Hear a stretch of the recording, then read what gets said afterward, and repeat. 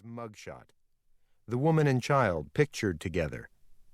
The posters got passed around. People memorized the facts, the words, the faces. He had men for hands. It only took a few days all told before the posters came to a man with a throat-cut tattoo and fuck you money ambitions. Addresses were compiled, plans made, weapons secured, blood pacts sealed. His will be done. Part 1. The Girl from Venus. The Inland Empire. Chapter 1. Polly, Fontana. She wore a loser's slumped shoulders and hid her face with her hair, but the girl had gunfighter eyes. Gunfighter eyes just like her dad, her mom would tell her, usually after a few whiskey pops when Mom could talk about her ex-husband without the anger she carried for him poisoning her. She'd crunch ice and tell Polly about that special type of pale blue eyes. How Wild Bill Hickok and Jesse James and fighter pilots all had them. How sniper schools hunted for recruits with those washed-out blues.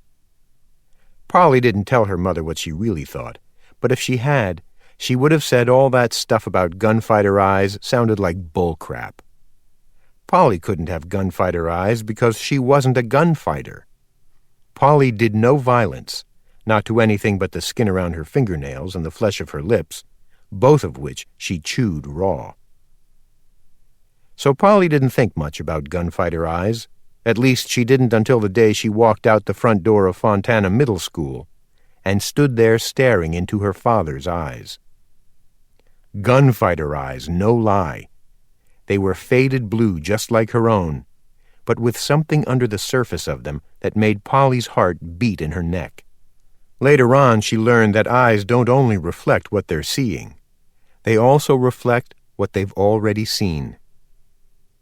Polly had not seen her dad in nearly half her 11 years, but she knew him without doubt. And seeing him standing there, she knew something else, too. He must have broke out. Her dad was a bad guy and a robber, and he was supposed to be in jail. He liked being a bad guy more than he liked being a husband or a father. That's what her mom said. Polly knew sometimes he'd sent letters, but her mom never let her read them, and he'd quit a few years ago anyway. She knew that to have a bad guy for a father was pretty much the same thing as not having one at all, especially when they're in jail.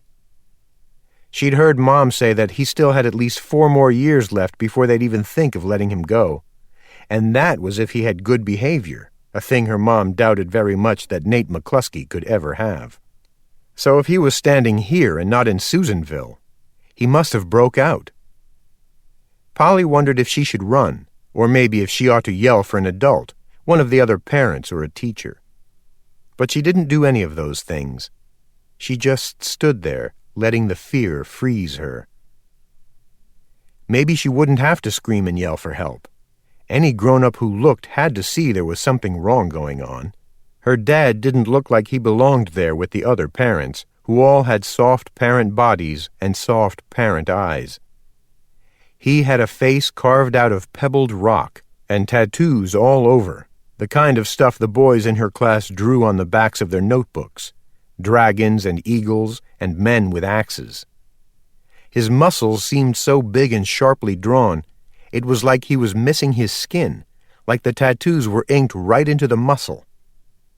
His hair, which in pictures was the same dirty blonde as her own, had been shaved clean away.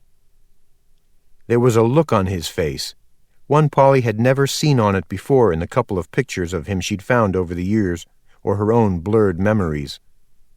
She couldn't quite figure out what that look meant, but whatever it was, it made her feel even worse.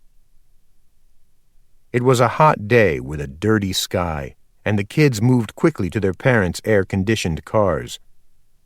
They ignored her the way lions ignore gazelles when they already have blood on their chops.